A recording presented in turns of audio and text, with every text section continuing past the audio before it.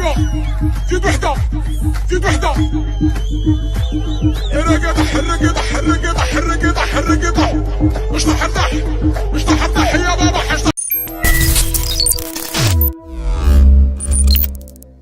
C'est historique avec un grand H. Le Maroc se qualifie pour la première fois de son histoire en quart de finale de Coupe du Monde. C'est la première équipe africaine à le faire depuis le Ghana en 2010. Donc déjà, félicitations au Maroc. On va parler tout à l'heure de la manière, le bloc bas, le bus, etc. On va en parler, vous inquiétez même pas. Mais avant d'aller plus loin, je sais que vous avez toujours rêvé d'être footballeur professionnel, comme moi, mais puisqu'on est tous nuls, on n'a pas pu le faire. Du coup, cette vidéo est sponsorisée par Football Team. Football Team est un jeu de football qui nous permet d'avoir une expérience de foot un peu comme Club Pro, c'est-à-dire que tu as ton joueur, tu crées ton pro et puis tu l'entraînes pour pouvoir intégrer une équipe. Football Team a lancé de nouveaux serveurs ce 5 décembre. Ça tombe bien parce qu'après avoir testé le jeu, j'ai décidé de créer mon équipe, mon club, et je suis à la recherche de joueurs, donc de vous, des personnes qui sont intéressées à rejoindre mon club. Il y a des places disponibles. Le jeu a bénéficié d'une récente mise à jour avec un nouveau sound design, des commentateurs audio de qualité ainsi qu'un module encore plus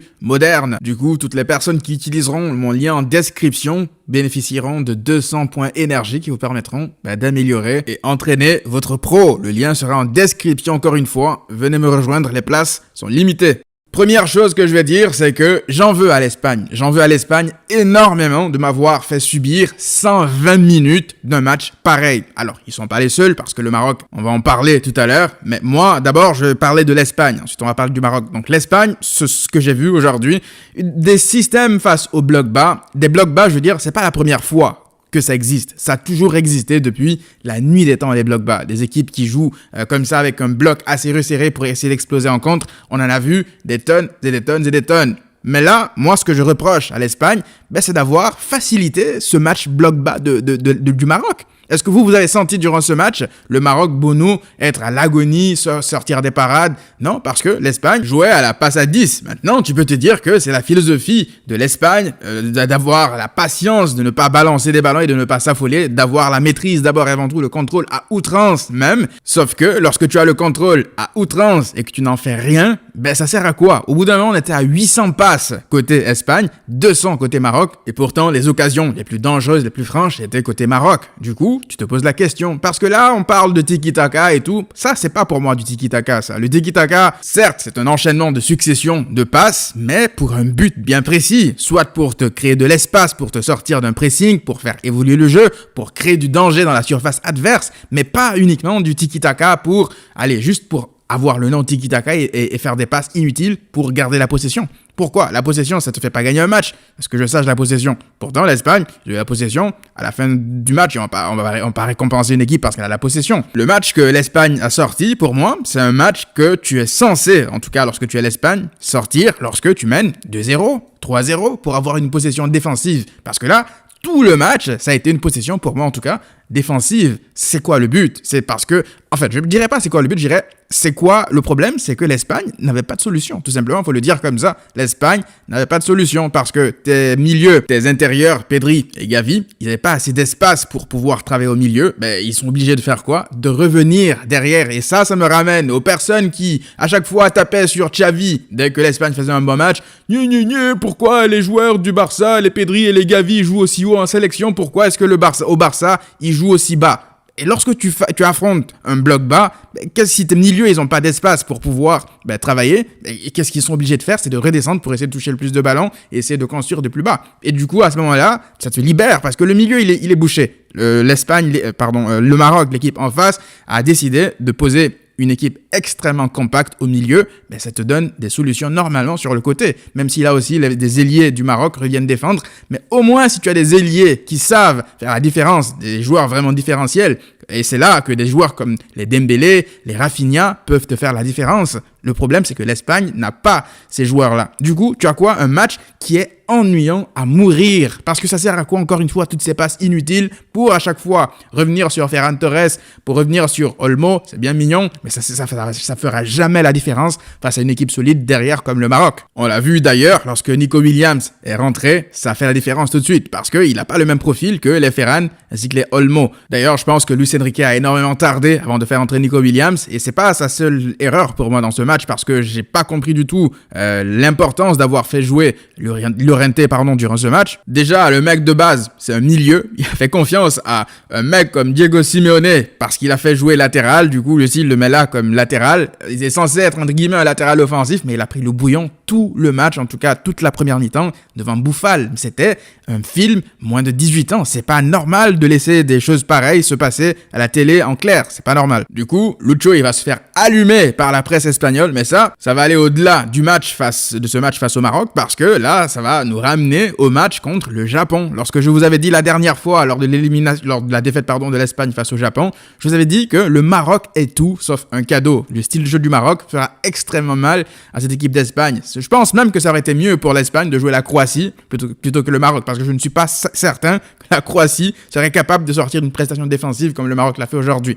Maintenant, parlons du Maroc, parce que je sais, aujourd'hui, je vais pas vous faire l'hypocrite et vous dire incroyable le jeu du Maroc, moi, waouh, c'est des guerriers. On peut le dire, là j'aurais été marocain, à titre personnel, j'aurais été fier de mon équipe. Et vous avez totalement le droit d'être fier de votre équipe, c'est totalement mérité. Pour ceux qui me suivent, vous savez, en règle générale, lorsque je débriefe les matchs du Barça, lorsque le Barça se frotte par exemple à un bloc bas et qu'ils n'arrivent pas à trouver la solution, souvent je tape d'abord sur le Barça, lorsque le jeu est lent, sans aucune idée, quasiment sans aucune occasion, comme ça a été le cas ce soir.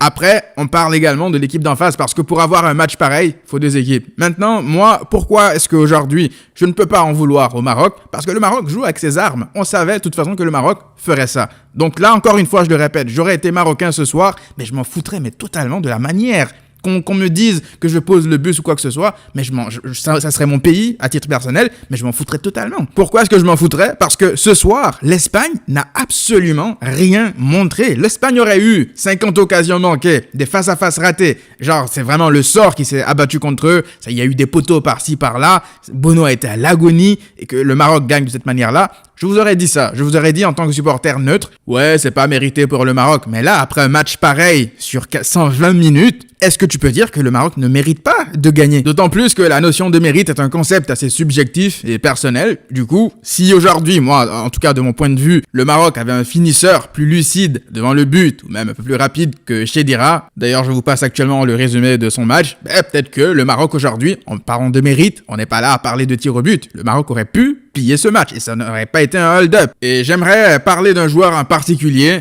Sofiane Amrabat. Honnêtement, quel joueur. Ce type-là, il a 5 poumons. On l'a dit la dernière fois sur Twitter, c'est un spartiate. C'est un mec qui se dédouble. Je pense qu'ils étaient 2 ou 3 sur le terrain. Ça, personne ne pourra me dire le contraire. Ils étaient au moins 3 ou 4 Amrabat sur le terrain parce qu'il était partout. Le mec, il a gratté énormément de ballons. Si Pedri et Gavi, les intérieurs de l'Espagne, n'ont pas pu avoir l'espace pour pouvoir créer du jeu au milieu, entre les lignes, c'est parce que le mec, il était entre les lignes. Il était même là, à côté de moi, dans mon salon, en train de regarder le match. Il était à mes côtés. Je veux dire, le mec, il est partout. Il est partout. Maintenant, après avoir dit tout ça, je vais pas vous mentir et vous faire l'hypocrite et vous dire incroyable, comme je l'ai dit en début de vidéo, incroyable jeu de l'Espagne, parce qu'à titre personnel, ce n'est pas le style de jeu que j'apprécie le plus. Mais ça ne concerne que moi. Ce n'est pas le football que je kiffe le plus, et le football de l'Espagne non plus aujourd'hui, ce n'est pas le football que je kiffe le plus. Moi, je prône un football offensif, je veux voir des buts, je veux voir du spectacle. Ça, c'est en ma personne de supporter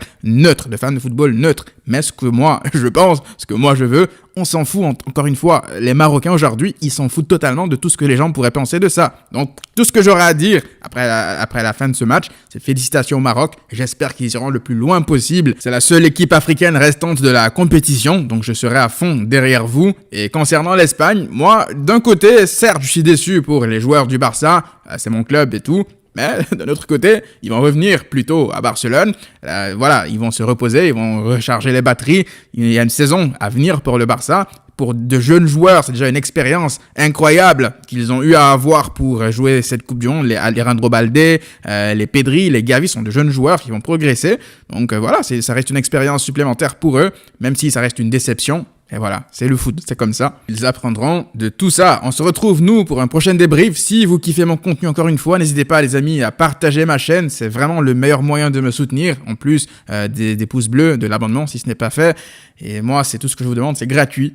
Franchement, c'est gratuit. Rendez-vous donc pour un prochain débrief. Et comme vous le savez, d'ici là, prenez tous soin de vous. Et à très vite.